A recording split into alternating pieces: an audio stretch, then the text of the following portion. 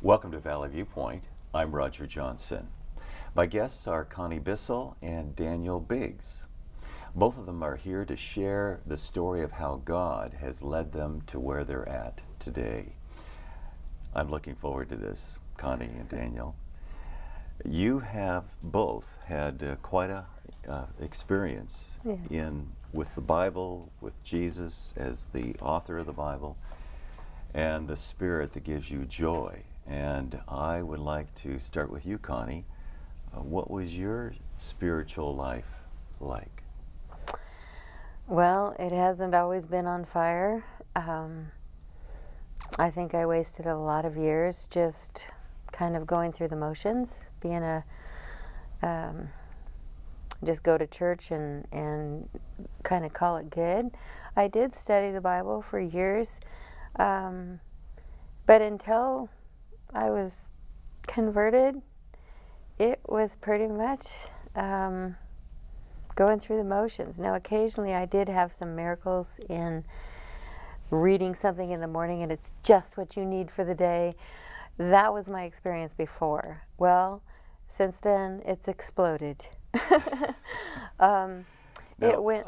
may I just Sure. share my response to the conversion? Yeah. I'm going to make a Bible parallel here. I think Okay. of Peter, who was converted but needed to be converted. I mean, in other words, he was a follower of Jesus. Yeah. And yet he also denied Christ when he was under pressure. I don't know if you ever did that, but at any rate, Yeah. the conversion idea, would you consider that conversion is various phases in your life too? Levels of conversion?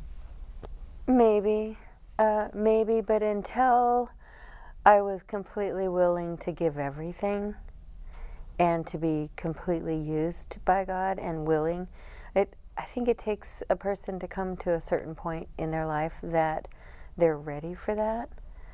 But I was pushed a little by a group of people that got together, and they basically asked the group to take 2 weeks and go out and bless whoever they could and come back in 2 weeks and report back. And I was really needing God in that time, and I was studying a lot during that time. And so I thought, oh, that's great, I'll try that. And the experiences I had in those 2 weeks, I went back and reported to the class, and I said, I don't want to stop. This is amazing. And that's just kind of what got me going. Was that the catalyst for That what you was the consider catalyst. was the conversion? When I started seeing God working in my life and helping me even in little tiny things, I realized that there was something way bigger than what I was experiencing before. So that is the turning point. Yeah, You were challenged. when I started praying that I wanted to bless others every day and go with that attitude, the attitude of gratitude, and it rubs off. And Daniel? Well,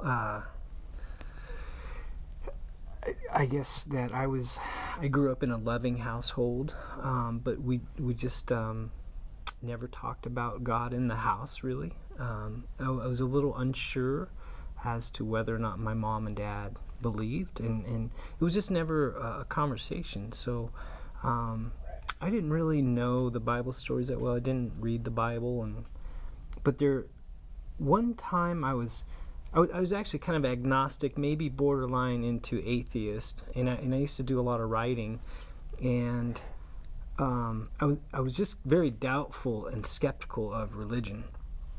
And then it was my birthday, my 23rd birthday, and I was writing at this oak table, and all of a sudden something came to me, and it was like, don't doubt, have some belief, because you have nothing when you doubt, but when you believe, I mean, even Ford believed in a inline six, and so it was just this little gift on my birthday that says, don't doubt, And I don't know what happened, but from that moment, I just was open to looking at the possibility of religion. And so then I started studying into the religion, and when I started studying Christianity, it was so unique. Jesus was so unique compared to all other religions. His sufferings and his life and his teachings and his ability to have supernatural powers. There was all these things that set him so far apart of every other religion. And I know something about our God too, in that he wants a selfless society. He wants us to take care of each other. And I find that shows deep wisdom and love. And so I had actually decided that Christianity was a valid something to maybe go check out. So by myself, I went to several churches. This is in the Grand Ronde Valley. And I ended up in Island City, and I went to the Episcopal and the Catholic, and I went all types of churches. I was very curious, and I settled at a Foursquare church in Island City. Mm-hmm. I think his name was Pastor Ted Davis. And it was filled with younger people, and it was just a really nice mix of people. And I got the call for baptism, and I said, yeah, let's go. Well, I didn't study my Bible, and I didn't keep up with friends in the church or anything. And then eventually I went to the Art Institute of Seattle, where nobody wanted to talk about God there amongst my art students. And so what happened is I became blind and deaf and dumb to the message that I had once held. For a brief while, I held it as very precious. But it seemed to, because you don't keep up with it and you're not keeping in contact, you're not keeping with God, it was dying. I was becoming numb to that voice. And so, I lived most of my life in, waiting tables and bars and things like that. And what a person would do in an art environment. Yeah. And now that you were into photography as a professional art focus. I Photography. graduated with a commercial photography degree from the Art Institute of Seattle, and so eventually something led me to Bend, and then I got a job over here in Walla Walla, and I was drinking like 6-pack in the evenings when I smoking pot and just and not feeling good and feeling alone. I was starting a job in real estate and I was failing. I was there 3.5 months, and I was blowing all this money on rent and education and fees and things to become a real estate agent. And I realized that, I was about 40 years old. I'm like, I'm starting over again. And it felt terrible, and I was failing. Because when I came to town, I was really gung-ho, I'm going to do it. Mm-hmm. But I was failing. And so I was pretty down and not healthy and feeling alone. And so I happened to I got rental. When I took the job over here, there's a little rental over by Connie's house. And Connie drove by one day, being a kind person that she was, and she had just harvested some veggies from her garden. She says, "Hey neighbor, would you like some veggies?" Now, was that during those 2 weeks, by chance, that you were challenged to express? No, it was shortly be a blessing after. to your neighbors, but it was fairly. No, I soon? was kind of into it by then. It was probably a couple months. Oh, that seems very close in my mind. Yeah, For this yeah. challenge, for Connie to be a blessing, Yep. and to live your life a blessing, anticipating that what God would do, and then you find you have a new neighbor. Yeah. Well, I had made some salsa. I gladly took some of the veggies and then made some salsa and called Connie about the next evening. Said, "Hey Connie, can I walk something down to you?" And she said yes. They were having a Bible study, And so I walked down and he gave them some fresh salsa that I had made just to say thank you for the veggies and to be friendly back. And they were having a Bible study. And so Connie says, will you come next week and have dinner and come to our Bible study? And there was really something on my back just pulling me away, saying like, you don't want to do that. You don't want to study the Bible, And you could feel this kind of hesitation and not wanting to. I don't know. It's the spiritual battle, right? And so I went. And Not that night. Yeah, not that. He looked at his clock and yeah. he said, "Oh, it's getting so late." But I went that next week, and as we started talking, something happened, and that little fire that I had once had was like a flame that's almost out, but you blow on the fire and it kicks back up. It's like there's still some heat down there, just needed some breath, Oxygen. And all of a sudden I was just hungry and starving for the Word of God. And I felt that how can I say this? I was just at a place in my life where I was humbled, and I don't know. It was just the time in my life where God could talk to my heart. And I think part of the problem with the world is that we're too proud and too selfish to ask for help or to. We're so involved in self that we don't. I think our backs are turned to God, or we have our backs to God, and all He's doing is He's saying, just turn around for a minute. Turn around, look at me, look at me, listen to me for a minute. And even though I had rebelled all my life, He was there waiting. And that, so I had spent a couple weeks on my knees crying, like in the evenings. I would read and study, and I was also letting go of alcohol and the things in my life, and I mean, I cut coffee out and, pot and alcohol out in relatively about 2 weeks' time.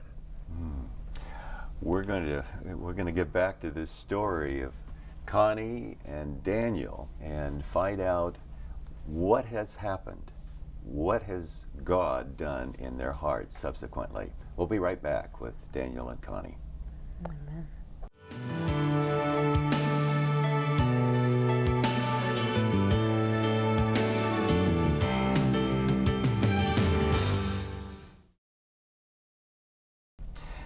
I'm talking about two individuals who did not know each other until Connie was challenged to bless others, which included her new neighbor, Daniel. And Daniel is also not very impressed with his own personal life, to put it mildly, and meets this neighbor who invites him to a Bible study. And what happens next? Actually, I didn't invite him, remember? He had some stuff from my garden that he made some fire roasted salsa, and he brought it down for us to try, and it was in the middle of a Bible study. Okay. So I did bring him down there somehow, but it wasn't an invite. Praise God for the salsa, huh? Yes. So you were responding to, at first, her outgoing saying... Just kindness. Yeah. Kindness to kindness. Share some garden produce with her new neighbor. Yeah. And then you responded as well. Yeah. Love begets love, right? Yeah. That's right. And what would be the next step in this? Someone shared some material, some learning experiences? Well, he kept coming to Bible study every Tuesday night. I had supper Bible study, and I said, you can come to either or we don't care, just come on down. You're right next door. So she's a good cook. he so came the next I was week. there for dinner.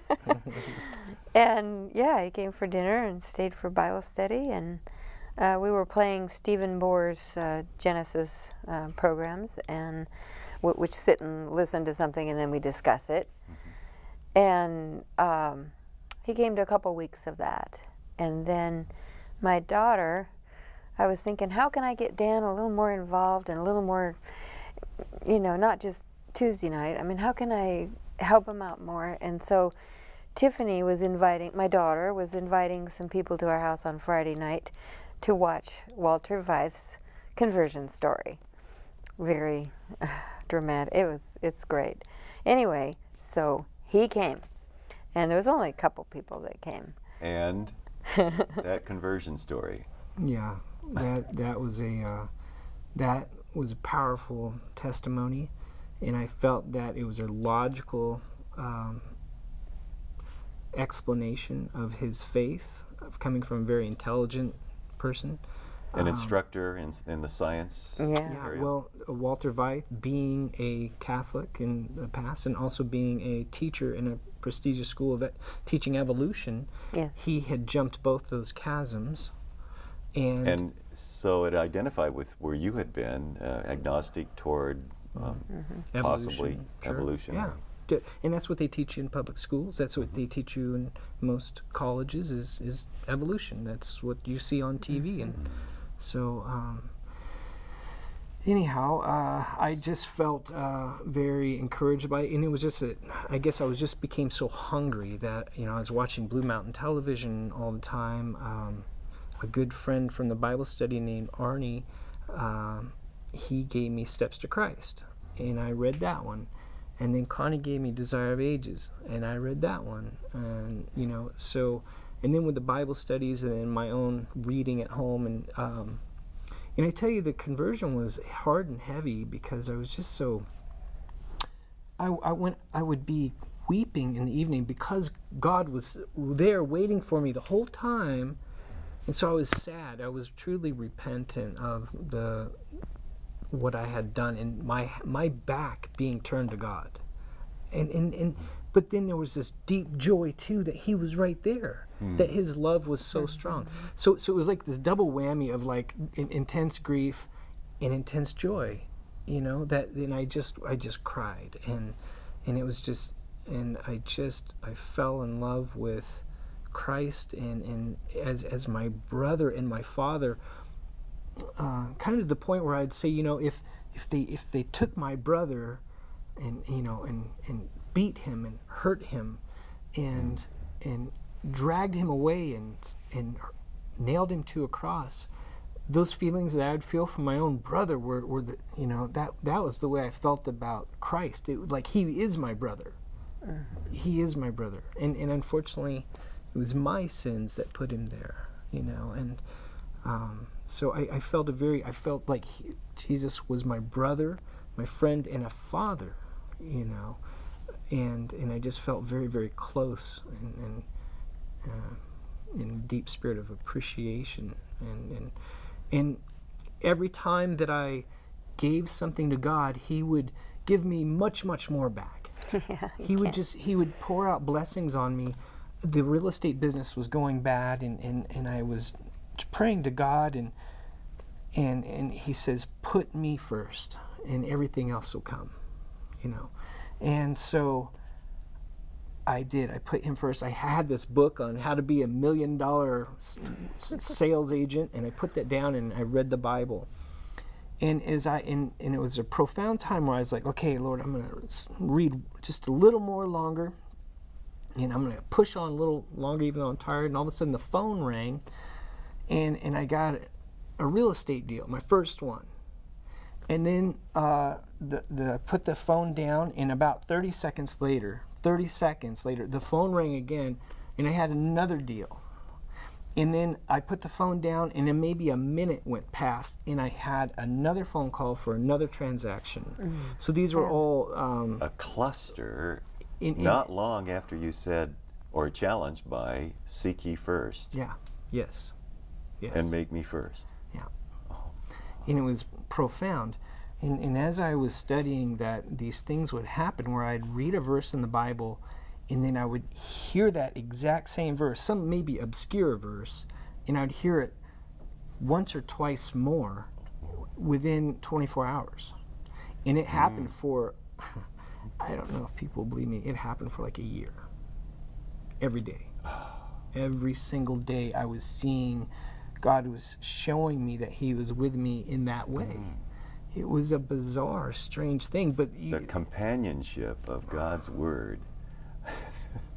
and also maybe I just needed to be told some things More 2 than and 3 once. times, in His love for us. Well, Connie, how was the experience of seeing this hungry child?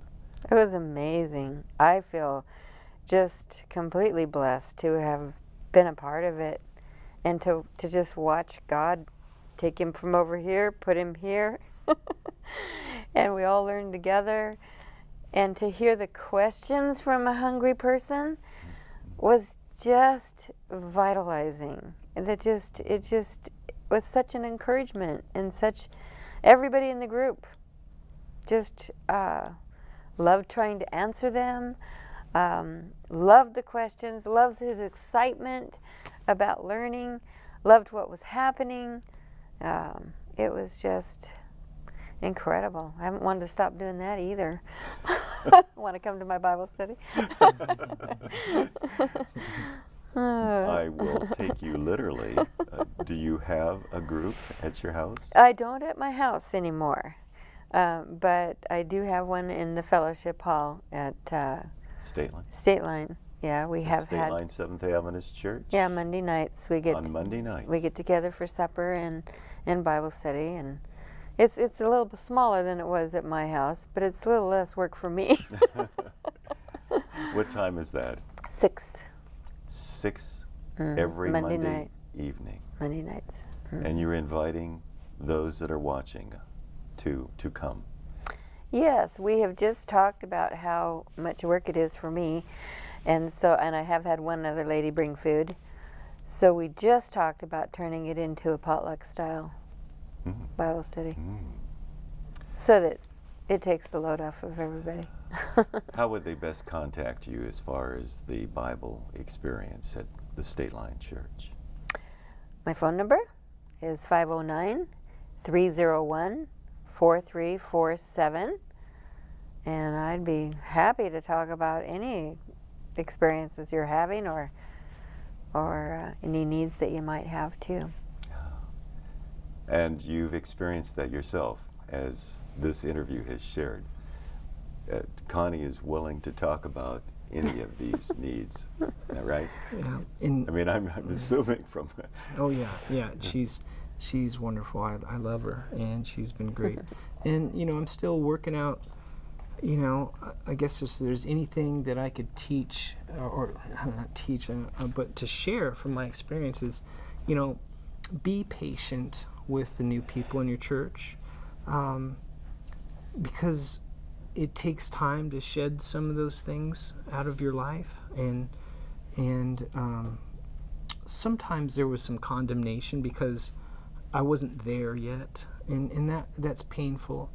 And I guess just patience and loving kindness and prayers and helping those people that are new, because I think that's where the battle really is tough in the beginning, because Satan's really working hard there in the beginning, when he sees a change in your life and you're going towards the Father. And so, Well, Daniel, we certainly have been blessed at Blue Mountain Television of having you as production manager on Blue Mountain Television.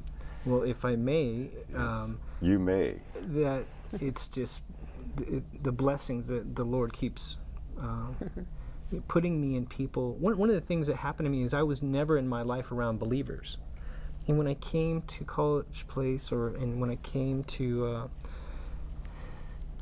church, and I was surrounded by believers, I went to the State Line Church, and these people really believed. Like, they really truly believed in Jesus, and I had never really been around that. And you need to see people. You need to be around believers, because I just never really, I'm like, really, you really believe it. But when you're there and you're with people, Yeah. and the blessings just kept pouring out. Well, So Daniel, you're usually behind the cameras, and we have to leave it there. yeah. And we want to thank both of you. I want to thank both of you for coming on Blue Mountain Television and sharing your stories in such a beautiful way. Connie, Daniel, God bless you. Thank you, Thank you Roger. so much. Thank You've been you. a blessing. God bless you. Thank you. And thank you for joining us on Valley View Point. I'm Roger Johnson.